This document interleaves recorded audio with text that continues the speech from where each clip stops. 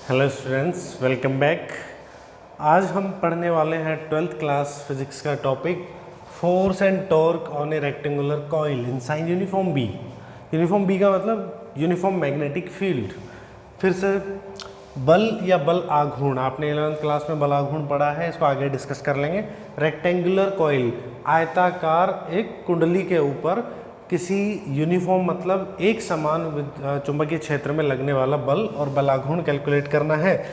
कभी भी uniform magnetic field बनाना हो तो देखिए हम लोग क्या करते हैं, सिंपल सी बात है। आपने एक इस साइड नॉर्थ पोल रख दिया, एक मैग्नेट ले लेते हैं, और एक साइड क्या रख दिया, साउथ पोल रख दिया। ठीक है, नॉर्थ से साउथ मैग्नेटिक फील्ड बन जाता है। ठीक है, अगले चैप्टर में और डिटेल में पढ़ेंगे अपन इसको। सो नाउ अभी हमने यहाँ एक मैग्नेटिक फील्ड बन चुका है, उसको बनाने की ज़रूरत नहीं है। इस दिशा में ऐसे मैग्नेटिक फील्ड बन चुका है, राइट। तो मैं अगर बनाना भी चाहता हूँ तो अपन ये बता देंगे कि एक मैग्नेटिक फील्ड बन चुका है इस डायरेक्शन में। यहाँ पर मैंने ये बेटा आपको डायग्राम थोड़ा सा इमेजिन करना पड़ेगा। 3D इमेज कैसे इमेजिन करनी है। ये नॉर्थ एंड साउथ दो पोल हो गए, बीच के अंदर हमने इसमें एक ऐसे रेक्टेंगल, फॉर एग्जाम्पल मैं एक बुक लेता हूँ, दिस, ये हमने ऐसे लटका दी है। This is rectangular coil. ठीक है, एक कॉइल है तार की, उसको हमने ऐसे लटका दी है बीच में इसके। ठीक है, तो अपन देखेंगे यहाँ पे जिसकी जो एक्सिस होगी उस कॉइल की, सपोज हमने जो रेक्टेंगुलर कॉइल है उसको ऐसे लटकाया हुआ है और उसकी एक्सिस है वो परपेंडिकुलर है किसके। तो आंसर है सर, देखो ये इसका चेहरा ऐसे है, ठीक है, ये ऐसे लटका हुआ है, नॉर्थ साउथ पोल यूं है, मैग्नेटिक फील्ड इस डायरेक्शन में है। तो एक्सिस जो होती है, एक्सिस का मतलब ये कॉइल इसके अलोंग घूम सकती है, ऐसे रोटेट कर सकती है। समझ में आ रही कि नहीं आ रही बात भाई। अपन ने सिंपल से एक पलड़ा सा लटका दिया स्क्वायर का, और वो ऐसे हवा में लटका हो तो यूं घूम सकता है वो। ठीक है, तो यहाँ अगर हमने जैसे फ्रीली अगर उसको लटकाया हुआ है तो हम पढ़ने वाले हैं कि फोर्स किधर किधर लगेगा। ये इसकी एक्सिस हो गई। ठीक है, इसकी जो साइड से उनका नाम दे दो PQRS। ठीक है, मैग्नेटिक फील्ड को हटा देते हैं, PQRS है। ठीक है, सपोज इसमें आई करंट फ्लो हो रही है और एंटी क्लॉकवाइज फ्लो हो रही है। ठीक है, तो करंट का डायरेक्शन क्या हो जाएगा, ऐसे ऐसे ऐसे ऐसे। इसमें सपोज क्या मान लिया हमने, आई करंट फ्लो हो रही है, राइट। इसकी जो लेंथ है बेटा उसका नाम दे दिया हमने L। ठीक है, स्मॉल l लेंथ है और स्मॉल b क्या होगी, ब्रेड्थ, लंबाई और चौड़ाई ले ली हमने इसकी कुछ। आई करंट फ्लो हो रही है इसमें ऐसे। ओके, तो अब मैग्नेटिक फील्ड में जैसे ही हमने कोई भी कंडक्टर को रखते हैं, धारावाही चालक को रखते हैं, तो उस पर बल लगता है क्या। तो आंसर है सर, लगता है बल। आप इसको 4 टुकड़ों में तोड़ के पढ़ सकते हो ना, कि एक तार का टुकड़ा ऐसा, एक ऐसा, एक ऐसा, एक ऐसा, 4 टुकड़े रखे जिनमें करंट फ्लो हो रही है। आपन ने एक एक वायर पढ़ा है ना कि करंट फ्लो होने वाले कंडक्टर को जैसे ही आप मैग्नेटिक फील्ड में रखो, चुंबकीय क्षेत्र में रखो, तो उस पर बल लगता है। ठीक है, सेम चीज़ वही है, इस पर बल लगेगा, इस पर बल लगेगा, इस पर बल लगेगा, इस पर बल लगेगा। 4 टुकड़ों में पढ़ लेंगे, नेट फोर्स इस पर कितना लगेगा वो हम बता देंगे। फिर समझ में आ रहा है कि नहीं, हम पढ़ेंगे भी ऐसे ही। क्लियर है, तो इस पर लगने वाले PQ पर लगने वाला फोर्स को मान लेते हैं F1। यहाँ से शुरू करते हैं P से। PQ पर जो फोर्स लगेगा बेटा, वो कितना फोर्स लगेगा वो हम कैलकुलेशन आगे करेंगे, बट सबसे पहले लेते हैं उसकी हम डायरेक्शन। ठीक है, फोर्स कितना लगेगा, फोर्स का तो हमें पता है। PQ पर जो फोर्स लगेगा, फर्स्ट चीज़ ले लेते हैं, first one is force on PQ side या ब्रांच। PQ ब्रांच पर फोर्स लगने वाला है, उसका नाम दे दो F1। फोर्स का फॉर्मूला क्या होता है, कंडक्टर को अगर कहीं भी अपन रखते हैं तो ILB साइन थीटा, ये फॉर्मूला होता है। IL क्रॉस B होता है ना बेटा। अब देखो यहाँ पर हम एक चीज़ और मानते हैं, हमारा मैग्नेटिक फील्ड किधर है, तो आप बोलोगे सर इस डायरेक्शन में है। देखो यहाँ से किसी भी पॉइंट पे हमारा जो प्लेट, ये कॉइल रखा हुआ है, रेक्टेंगुलर कॉइल, इसका एरिया वेक्टर किधर है। पहले तो ये सोचो, एरिया वेक्टर क्या होता है, किसी भी सरफेस के परपेंडिकुलरली बाहर की ओर निकलती हुई डायरेक्शन। तो ये इसका एरिया वेक्टर मतलब क्षेत्रफल सदिश किधर होगा, तो आंसर है ये इस दिशा में इसका क्षेत्रफल सदिश होगा। और B किधर है, तो आंसर है इधर। और क्षेत्रफल सदिश किधर है, आंसर है इधर, ये B है। हाँ या ना? तो इनके बीच में एंगल सपोज कुछ थीटा है, थीटा एंगल पर ये खड़ी है, मतलब ये हमारा बी है इस डायरेक्शन में। देखो मार्कर के डायरेक्शन में अगर मेरा प्लेट बी या कोयल भी ऐसे खड़ा होता तो दोनों के एरिया वेक्टर और इसके बीच में कितना एंगल होता? तो 0 होता, क्योंकि एरिया वेक्टर भी इधर है, शक्ल इधर है इसकी। लेकिन हमने बोला कि ये कुछ ऐसा है। अगर ये बेटा ऐसा है तो इसका एरिया वेक्टर इधर है और मैग्नेटिक फील्ड जो बी है वो इधर है, कुछ एंगल बना क्या? तो आंसर ये और ये थीटा एंगल बन गया ना बेटा इनके बीच। तो this is theta angle, B और ए के बीच में एंगल थीटा है। इस थीटा को ढंग से समझ लीजिए बिकॉज ये आगे काम आने वाला है। ओके, तो अब देखो पी क्यू पर जो फोर्स होगा, करंट कितनी है? आई है, लेंथ कितनी है इसकी? बी है, ठीक है। तो आई करंट फ्लो हो रही है, लेंथ मतलब इस पी क्यू के तार की लंबाई बी है, हमने माना हुआ है। मैग्नेटिक फील्ड जो है सपोज बी है वो, और sine theta. What is theta? तो देखो ये जो एरिया वेक्टर है, क्योंकि अब मैग्नेटिक थीटा किस किस के बीच का एंगल है? एल और बी के बीच का एंगल। तो दिस इज एल, ये इसकी लंबाई होती है, उसकी डायरेक्शन एल, और बी किधर है? तो इधर है। तो एल जो है बेटा ये ऐसे है और बी किधर है? ऐसे। तो ये और ये बीच एंगल कितना होगा? थीटा ही होगा, क्योंकि देखो एरिया वेक्टर जो होता है परपेंडिकुलर होता है इस सरफेस के। तो ये बी और उसके बीच में एंगल थीटा है, तो मतलब ये मैंने कितना घुमाया हुआ है? तो आंसर है इसको थीटा से घुमाया हुआ है इस कोयल को। तो कोयल का जो पी क्यू है और एरिया वेक्टर है उसके बीच में एंगल कितना होगा? तो आंसर आप बोलेंगे थीटा होगा। This is first equation. Second, तो अब आ गया, अच्छा इसकी डायरेक्शन और निकालते हैं। F1 की वैल्यू आ गई। डायरेक्शन कैसे आती है? तो हम बोलते हैं फोर्स की डायरेक्शन आप L क्रॉस B से निकालते हैं। L क्रॉस B की जो डायरेक्शन होगी, दिस इज L और B किधर है? तो अब देखो मैं L कर लिया, B की तरफ उंगलियां मोड़, नीचे तो नहीं है, B तो उधर है, तो मैंने ऐसा किया L, और मेरा किधर है? उंगलियां मुड़नी चाहिए, B की तरफ मुड़नी चाहिए ना। देखो इस डायरेक्शन में L क्रॉस B, देखो मेरी उंगलियां इधर थी क्योंकि L अंदर थोड़ा सा टेढ़ा है तो अंदर है, और B की तरफ ऐसे मोड़ी क्योंकि B इधर है मेरे लिए। L क्रॉस B, अंगूठा किधर है? तो आंसर है सर नीचे की ओर। तो नीचे की ओर फोर्स लगा F1 PQ पर। सिमिलरली अब SR पर निकालो, क्योंकि अपोजिट वाली साइड पर पहले निकाल लेते हैं। SR पर जो फोर्स लगेगा उसका नाम दे दो F2। I करंट फ्लो होती है, इसकी लेंथ भी कितनी है? तो आंसर है B साइन। अब थीटा की वैल्यू फिर से, ये देखो अगर ऐसे होता, ये ऐसे घूम रखा है, तो ऐसे घूम रखा है, कितना उधर है?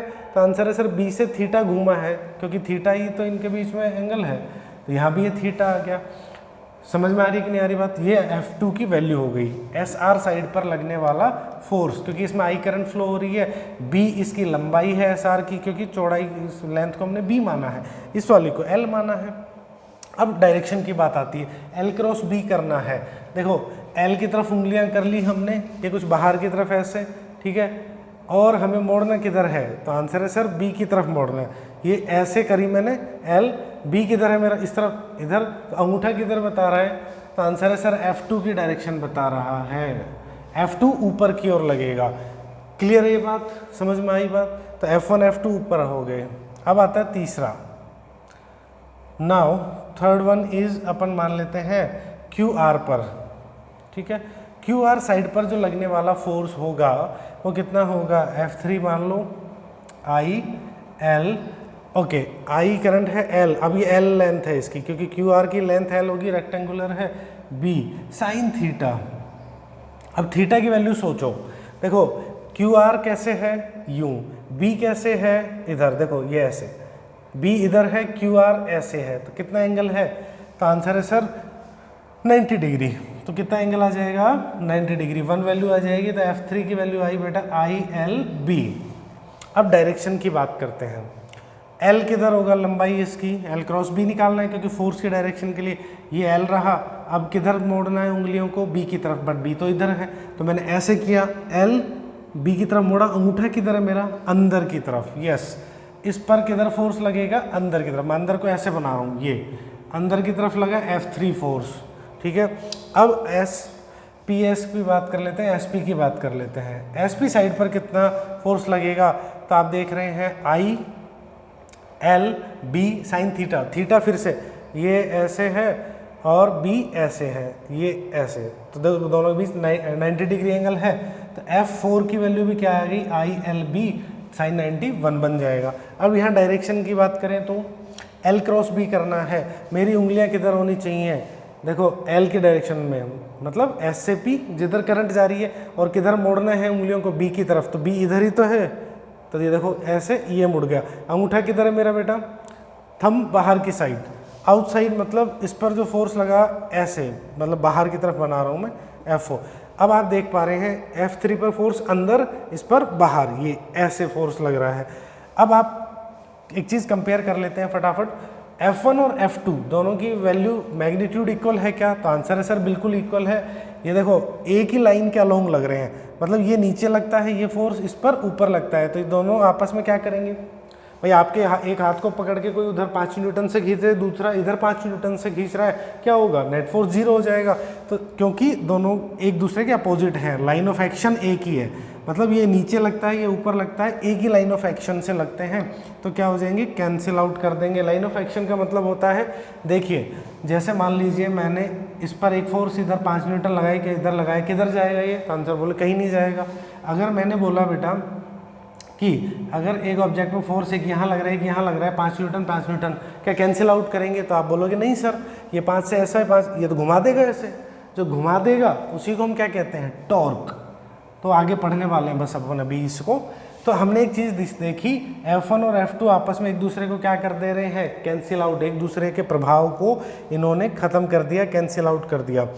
F3 और F4 क्या है, तो आंसर है सर F3 और F4 हैं, बट आप एक चीज़ देख पाएंगे, ये F1 और F2 अपोजिट थे और एक ही लाइन के एक्शन पे थे। देखो यहाँ लगता था, ये यहाँ लगता था, यहाँ क्या हो रहा है, ये लग रहे हैं, ये इस वाली साइड पे लग रहा है, यहाँ इधर ले जा रहा है, ये इस वाली साइड पे लग के इधर ले जा रहा है, लगने का लाइन एक नहीं है। समझ में आ रही कि नहीं आ रही बात, ये बिल्कुल ऊपर नीचे थे, ये दाएं बाएं तो है बट बीच में गैप है, तो गैप है तो ये कैंसिल आउट नहीं होंगे। वैल्यू दोनों की सेम है क्या, तो आंसर यस सर सेम है। तो अगर सेम है वैल्यू तो क्या होगा, तब आप बोलेंगे कि देखते हैं हम क्या होगा। अब मैं आपको इसका टॉप व्यू दिखाता हूँ, ध्यान से देखेंगे। आर वाली साइड को पीछे धकेला जा रहा है, SP वाली को आगे की ओर धकेला जा रहा है। इस डायग्राम को मिटा के हम इसका टॉप व्यू निकालते हैं। फोर्स हमने पढ़ लिया, अब क्या पढ़ रहे हैं, टॉर्क। देखो ये ऐसा कुछ हमारी क्या है, तो आंसर है सर ये है आपकी PQR और S। ये ऐसी आपकी ऊपर से व्यू देख रहा हूँ मैं, अब मैंने जो लटकाई हुई है उसको ऊपर से देख रहा हूँ, समझ में आ रही बात। तो इस पर RS वाली साइड पे पीछे की तरफ फोर्स कौन लगा रहा है, आंसर था F3। कितना फोर्स लग रहा था, F3। और बेटा यहाँ पर फोर्स जो लग रहा है नीचे की तरफ, वो क्या लग रहा है, नीचे का मतलब हम ऊपर से देख रहे हैं हम, तो एक फोर्स बाहर लग रहा है, एक फोर्स अंदर लग रहा है, ऐसे देखो, वो अंदर लग रहा है, ये बाहर लग रहा है, दिस इज F4। फिर से हमारी जो कॉइल लटकी हुई थी, अब आपने पहले ऐसे फोर्स पड़ा था, एक बाहर लग रहा था, अब मैं ऊपर से देख रहा हूँ। अगर आप ऊपर से देखेंगे, एक साइड ऊपर फोर्स लगेगा, एक साइड नीचे की तरफ लगेगा, ये ऐसे लगेगा। दिस इज, ये डिस्टेंस क्या थी S और R के बीच की, आंसर है B डिस्टेंस थी। क्लियर है। अब हम टॉर्क निकालना चाहते हैं। बेटा टॉर्क क्या होता है, बल आघूर्ण। बलाघूर्ण क्या होता है, तो बलाघूर्ण कैसे निकालते हैं, सिंपल सी बात है, जब भी किसी ऑब्जेक्ट पर समान परिमाण के दो फोर्स लगते हैं लेकिन उनका लाइन ऑफ एक्शन एक नहीं होता, उनके बीच में कुछ डिस्टेंस होती है। सेम चीज़ साइकिल को याद करो, मोड़ना होता है तो क्या करते हो, एक हाथ से हैंडल को इधर करते हो, एक से ऐसे धकेलते हो, दो फोर्स मिलाकर कपल ऑफ फोर्स, बल युग्म बन जाता है। क्या बन जाता है, कपल ऑफ फोर्स बन जाता है। उसकी वजह से क्या करता है ऑब्जेक्ट, रोटेशनली मोशन करता है, घूर्णन गति करता है, उसको हम क्या कहते हैं, बल आघूर्ण। तो बलाघूर्ण का मतलब क्या होता है, फोर्स, दो फोर्स होंगे सेम बट दोनों में से कोई भी एक ले लो, फोर्स इनटू परपेंडिकुलर डिस्टेंस, मतलब दोनों के बीच का लंबवत दूरी, perpendicular distance between both force. ठीक है, फिर से दोनों में से कोई एक फोर्स का मैग्नीट्यूड, इसको हम कंप्लीटली लिखते हैं, आपको नोट्स में मिल जाएगा, magnitude of force into perpendicular distance between both force. अब ये देखो एस आर एक प्लेट है, मान लो एक तार है, एक F4 इधर लगता है, F3 एक F4 इधर लगता है, क्या करना चाहता है, घुमाना चाहता है। तो घुमाने के लिए ये हम क्या टॉर्क निकालना चाहते हैं, तो टॉर्क कैसे निकालें? तो आंसर है सर फोर्स तो दोनों में से किसी का एक का मैग्नीट्यूड ले लेंगे, वो सेम है, परपेंडिकुलर डिस्टेंस निकाल लो। तो परपेंडिकुलर डिस्टेंस क्या है, देखो इसको पीछे बढ़ा लो और यहाँ से एक परपेंडिकुलर, ये जो पॉइंट काटा O, तो बेसिकली OS निकालना है हमें, F3 या F4 कोई भी वैल्यू चलेगी बेटा, इनटू हमें क्या चाहिए, OS चाहिए हमें। समझ में आ रही कि नहीं आ रही बात?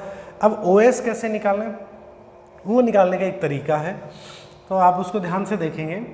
हमारा जो मैग्नेटिक फील्ड है बेटा, देखो ये परपेंडिकुलर डिस्टेंस की बात कर लेता हूँ मैं, ये B की डायरेक्शन थी, इस पर लगने वाले B की, और जो हमारा एरिया वेक्टर होता है ये एरिया वेक्टर मान लो, एरिया वेक्टर ये 90 डिग्री एंगल होगा। सपोज B और A के बीच में कितना एंगल था, थीटा था कि नहीं था? ऊपर से देख रहे हैं अपन, B इधर जाता है, एरिया वेक्टर बाहर इस तरफ था, जो थोड़ा सा थीटा एंगल था। Suppose this angle is alpha, मान लिया हमने बस, ठीक है। किस किस के बीच का एंगल मान रहे हैं अल्फा? मैग्नेटिक फील्ड और इस RS के बीच का एंगल, ठीक है। तो ये 90 डिग्री होगा आपका। अब एक बात बताओ मुझे, यहाँ पर अल्फा प्लस थीटा है, वो 90 डिग्री है क्या?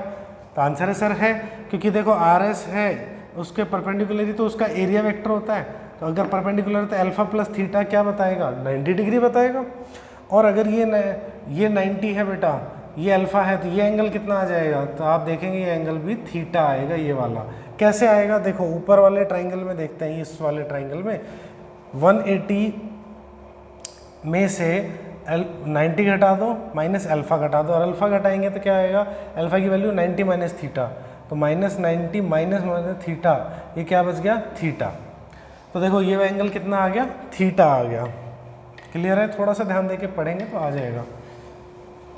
थोड़ा सा डायग्राम आपको क्लियर, यहाँ पे 3D डायग्राम होते हैं तो दिक्कत आती है, बट फोकस करें। तो ये थीटा आ गया। अगर मैं अब इस पूरे बड़े ट्राइंगल की बात कर लेता हूँ, in triangle OSR, sine theta को लगाओ। साइन थीटा क्या आएगा, perpendicular OS upon hypotenuse RS, RS की वैल्यू क्या है, B, ठीक है, OS अपॉन B। तो OS की वैल्यू क्या आ गई बेटा, ये आ गई B sine theta. What is theta? Angle between magnetic field and area vector, A और B के बीच का एंगल है, ठीक है। और यहाँ पे एक रिलेशन हमने पढ़ लिया, अल्फा प्लस थीटा कितना आएगा, 90 डिग्री। कभी जरूरत पड़ेगी तो देख लेंगे। तो ठीक है, मेरे पास टॉर्क आ गया, टाउ जो होता है, टॉर्क क्या होता है, फोर्स की वैल्यू क्या आई थी, ILB। ये किसी भी फोर्स की वैल्यू ले लो, F3 F4 दोनों की यही वैल्यू है, देखो आप अपने निकाली हुई अभी जस्ट, इनटू OS की वैल्यू क्या आ गई, B साइन थीटा। तो torque is equal to ILB B sine theta. अब यहाँ देखो L और B, L गुणा B क्या आएगा, लंबाई गुणा चौड़ाई, लेंथ इनटू ब्रेड्थ क्या आ जाएगा, एरिया। किसका एरिया, कोइल का एरिया, रेक्टेंगुलर कोइल का एरिया। तो ये आ जाएगा IAB sine theta. This is torque, इतना टॉर्क लगता है। A क्या है, एरिया, और वेक्टर फॉर्म में लिखना चाहते हो टॉर्क को तो क्या लिख सकते हैं, I into A cross B, क्योंकि A क्रॉस B का मतलब AB साइन थीटा, राइट। तो AB साइन थीटा आ जाएगा, दिस इज I। और डायरेक्शन टॉर्क की किधर होगी, तो सिंपल सी बात है, A क्रॉस B की जो डायरेक्शन होगी वो टॉर्क की डायरेक्शन, A क्रॉस B की डायरेक्शन को कैसे और बोले, हम हमेशा वेक्टर के लिए क्या बोलते हैं, A और B से बनने वाले प्लेन के परपेंडिकुलर, ठीक है। एरिया वेक्टर और मैग्नेटिक फील्ड के बनने वाले प्लेन के परपेंडिकुलर इसकी डायरेक्शन आएगी। दैट्स इट, ये हमने पढ़ा, ठीक है। इसको और थोड़ा सा मॉडिफाई करना चाहते हैं तो इस फॉर्मूले को आगे और भी लिख सकते हैं। सपोज करो अभी जो हमने कॉइल ली थी, ठीक है, ऐसी कॉइल, अब की बार एक तार की कॉइल थी, अब की बार इस पर N घेरे बना दिए हमने, मतलब बार बार तार को ऐसा लपेट दिया। सपोज कैपिटल N, उसमें टर्न्स है, घेरे, नंबर ऑफ टर्न्स कितने हैं, N, तो N से गुणा कर, एक तार के चक्कर की वजह से इतना टॉर्क, तो ज़्यादा के लिए N से मल्टीप्लाई कर दो, NIAB साइन थीटा, ये लिख सकते हैं। और NIA, ये एक नई टर्म आती है, this is NIA, this is magnetic movement, ठीक है, एरिया वेक्टर के साथ आता है ये। This is magnetic movement, vector quantity है, इसको बोलते हैं मैग्नेटिक मूवमेंट, मतलब चुंबकीय आघूर्ण। एंड टाउ जो आ जाएगा दैट विल बी M रख दो, एम बी साइन थीटा और एम, इसको क्या लिख सकते हैं, एम क्रॉस बी। तो टाउ की जो वैल्यू एक और आ गई, मतलब फॉर्मूला आ गया, वो क्या आ गया, एम क्रॉस बी। हमेशा याद रखना एम क्या होता है, एन आई ए।